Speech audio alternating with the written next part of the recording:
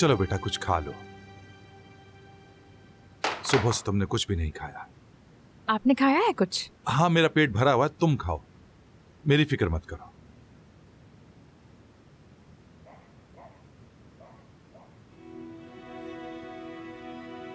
बानो,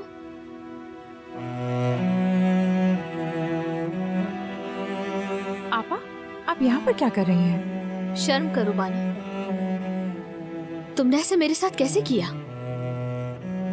मैंने बुलाया है बेटी। क्यों बाबा? हम तो एक साथ रहने वाले थे ना।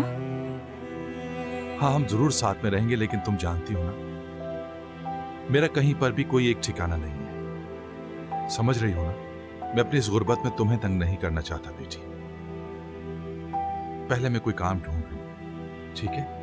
एक दफा बस काम मिल जाए, हम सब साथ रहेंगे हमेशा के लिए।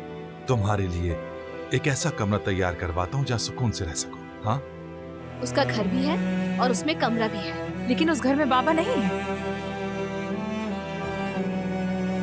मेरी फूल जैसी बच्ची, मैं दोबारा आऊंगी, आपको कभी नहीं छोड़ूंगी। मैं इंतजार करूंगा मेरी जान।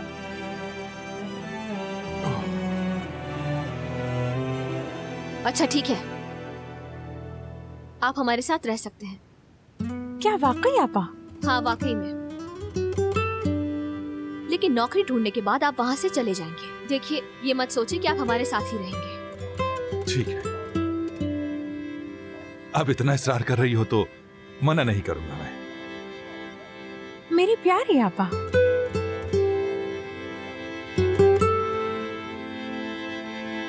आपका शुक्रिया। ठीक है, आप लोग अपना सामान समेटें, मैं बाहर इंतजार कर रही हूँ।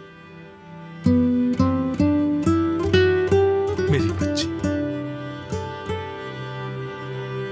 मेरी फूल जैसी बच्ची,